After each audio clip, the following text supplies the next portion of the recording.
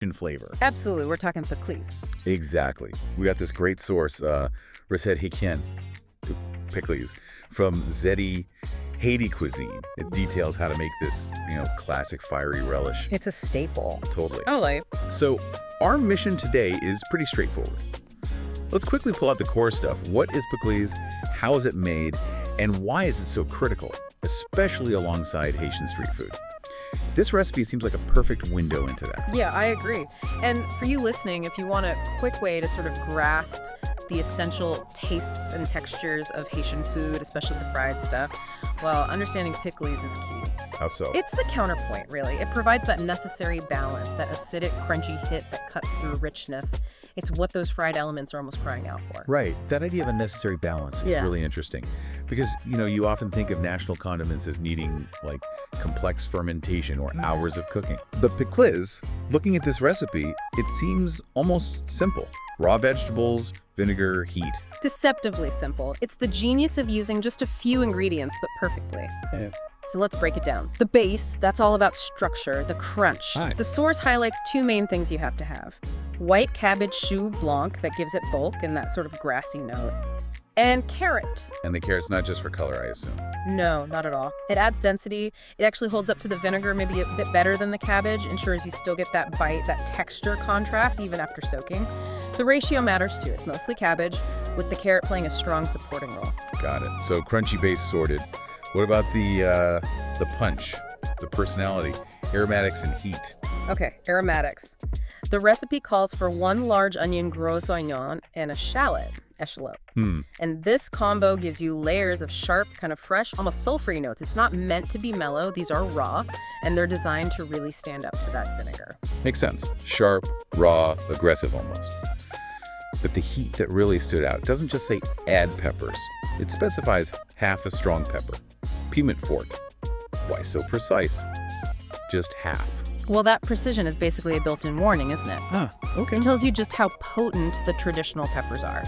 Pikliz isn't meant to be mild. It's designed to give you this intense, focused jolt of heat and acid in every bite. So using just half stops it from being completely overwhelming. Exactly. It ensures the heat gets distributed through all those shredded veggies, but without, making it impossible to eat. It's like flavor engineering. Maximum impact, controlled dose. And the liquid holding it all together. Just vinegar. Vinegar. Simple as that. It preserves, and it's the main source of that sharp acidic taste. It's a really tight list of core ingredients then. I did see one optional one mentioned. Petit pois, small peas. Yeah, that's there. It seems a bit counterintuitive though. If it's all about raw acid and crunch, wouldn't peas add softness, maybe sweetness? That's a good point. They are optional.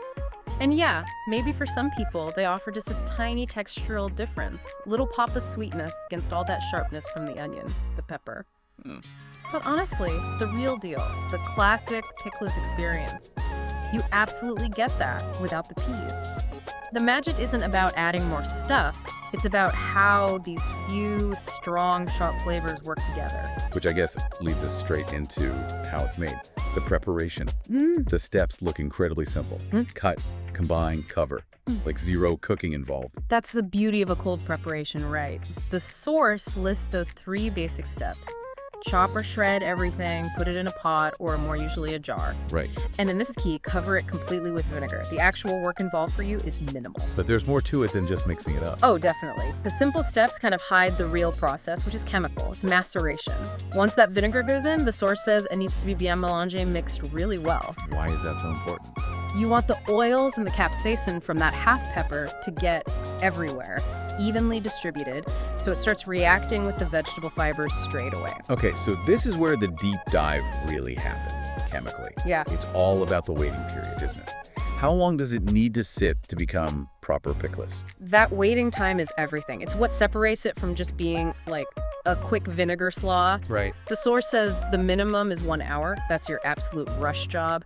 Enough time for the vinegar to start softening the cabbage a little, get some surface flavor going. But that's not the ideal. Not really. The recommendation, the ideal, is boire une nuit, or even overnight. Overnight. Okay, so Patience is required.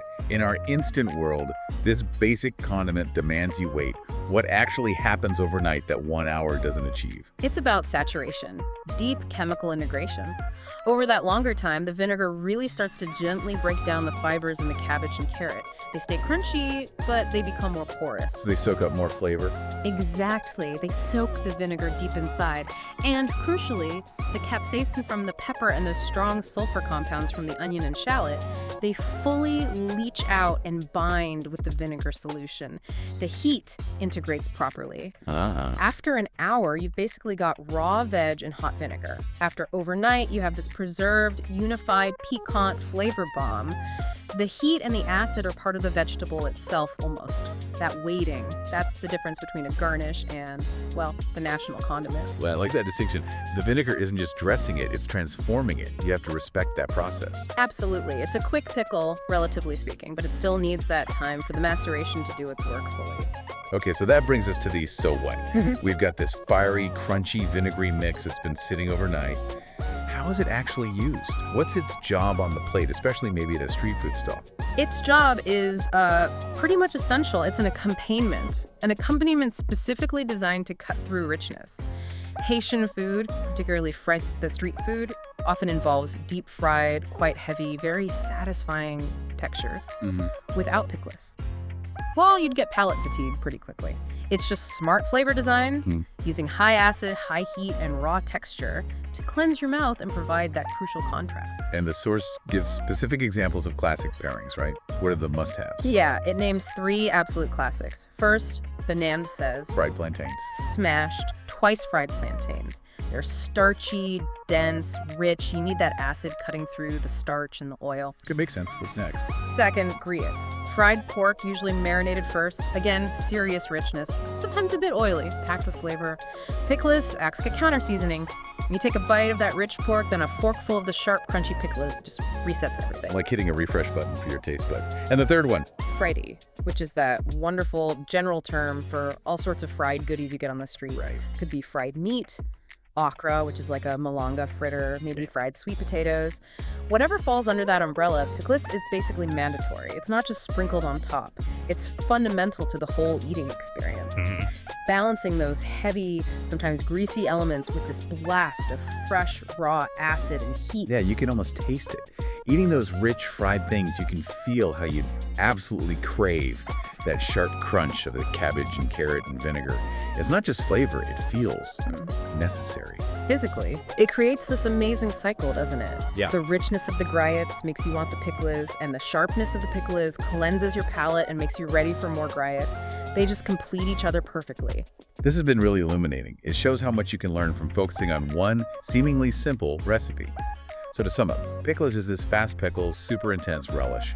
The overnight vinegar soak is non-negotiable for the real deal. And it's absolutely essential with Haitian fried foods for that contrast. That nails the culinary role, absolutely. And, connecting it back, maybe a final thought for you listening. Pikliz is just such a powerful example of simplicity. How do you mean? Well, think about it. How few ingredients, and really cheap ingredients, usually cabbage, vinegar, half a chili pepper, and onion, how they can be combined with basically zero cooking, minimal effort. Just patience. Just patience. And yet they create this incredibly potent, defining national flavor profile, recognized everywhere. It requires almost no fancy technique, just that waiting time and getting the balance right. It really makes you think about what defines a cuisine. Sometimes it's the simplest things, the everyday condiments done perfectly, that carry the most weight culturally. That efficient, powerful flavor hit. Exactly. It begs the question, doesn't it? What simple combination in your own food world delivers that kind of impact? Defining entire meals with just a few raw ingredients and a bit of time makes you appreciate the power of the basics.